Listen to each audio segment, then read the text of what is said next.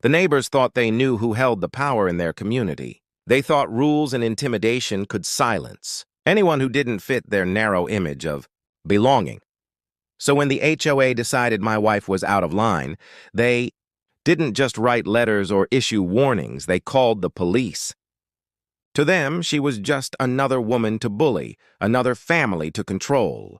But what they never imagined was that the woman they targeted had more authority than all of them combined. Because my wife wasn't just anyone, she was the county sheriff. And when truth walked into the room, everything changed. Hit like. Subscribe to join our community before that day. Life in the neighborhood looked picture perfect on the surface.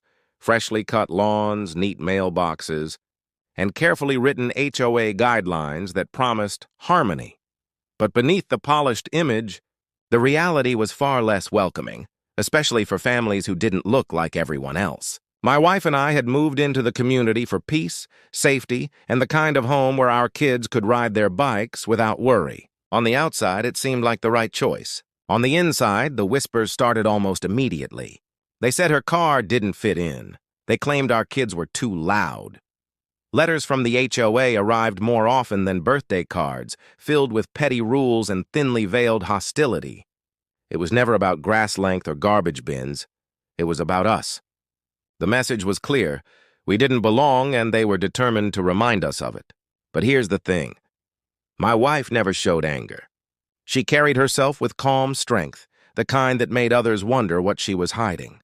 They saw her as someone to intimidate, someone to push until she broke. What they didn't know was that the very person they were targeting had spent her career protecting people from injustice. The tension was rising, though none of us could have predicted how far the HOA would go. They thought they were flexing their power when they made that one fateful call.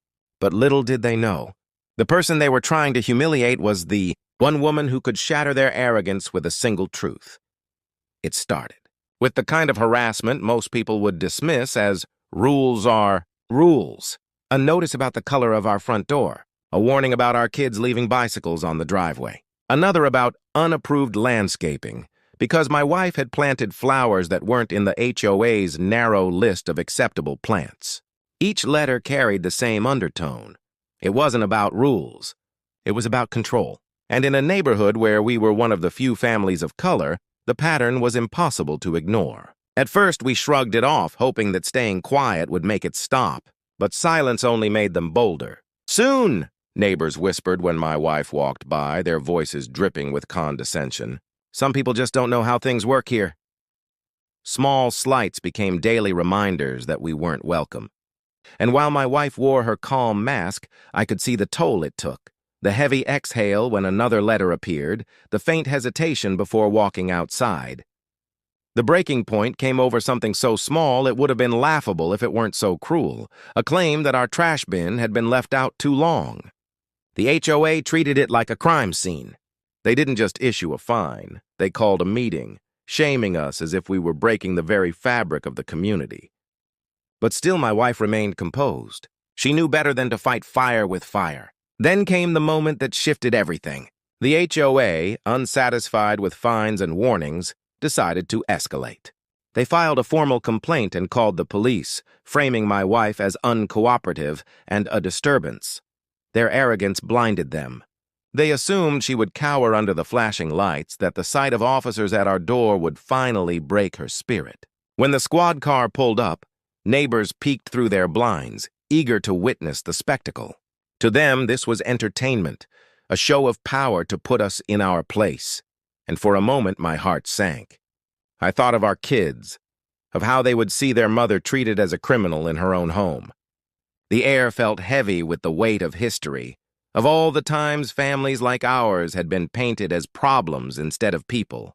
The officers stepped out, their hands resting casually on their belts, smirks on their faces as if they already knew the ending.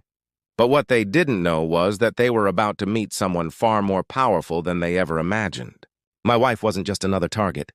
She wasn't just another victim. She was the one person who could flip the entire narrative in an instant. And when she revealed who she truly was, the neighborhood would never forget it. The officers approached with the kind of authority meant to intimidate. Their footsteps were heavy on the pavement, their eyes scanning our home as though it were already guilty of something. Neighbors gathered in quiet clusters, their smirks betraying satisfaction, waiting for the spectacle they believed was about to unfold. One of the officers knocked sharply, his voice loud enough for half the block to hear. "Ma'am, we've received complaints. Step outside."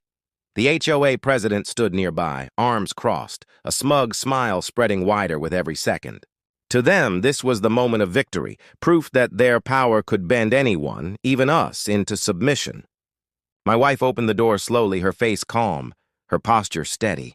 She stepped forward, not with fear, but with the same composure she carried into every challenge.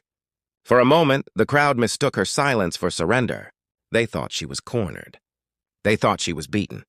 Then, in one swift motion, she reached into her bag and pulled out her badge, gleaming in the afternoon sun. The silence that followed was deafening. The officers froze, their confident smirks dissolving into shock. The HOA president's jaw dropped, his arrogance shattered in an instant. "Stefan," she said firmly, "is Sheriff Jilly, and this is my jurisdiction." The weight of her words hung heavy in the air. Neighbors who had been eager spectators shifted uncomfortably, their faces pale with disbelief.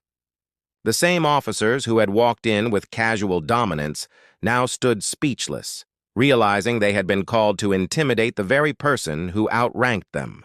For the first time, the HOA realized the truth. The woman they had tried to break held more power than any of them could ever claim. And with that revelation, the balance of power shifted forever. The moment her badge caught the light, the smug confidence of the HOA dissolved into something they had never expected: fear, shame, and silence. The officers who had been so quick to assume authority lowered their eyes, their earlier arrogance gone. Neighbors who had peeked out their windows now closed their blinds, unwilling to face the weight of what they had witnessed. The HOA president stuttered through excuses, suddenly backpedaling, insisting it was all a misunderstanding. But the damage was done. Their power play had backfired in the most public way possible. In trying to humiliate her, they had exposed their own prejudice, their own hunger for control. For my wife, the victory wasn't about proving she was the sheriff.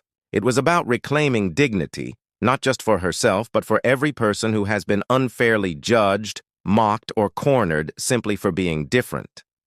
She stood tall, not just in uniform, but in principle, reminding everyone that authority rooted in justice is stronger than authority rooted in fear. The HOA never looked at us the same way again. Some avoided eye contact, too embarrassed to confront their actions. Others, quietly, began treating us with the respect they should have shown all along. But the lesson went beyond our street. It was a reminder of how quickly assumptions can turn into cruelty, and how dangerous it is when racism hides behind rules and regulations. And so I leave you with this. How many times have we witnessed someone being unfairly targeted and choosing silence? How often do we measure a person's worth by appearances instead of their truth? One act of prejudice can wound deeply, but one act of courage can shift the balance of power. The question is, when the moment comes, will we choose silence, or will we choose to stand? If this story touched you, don't just watch, be part of the change. Hit subscribe and join our community of voices that matter.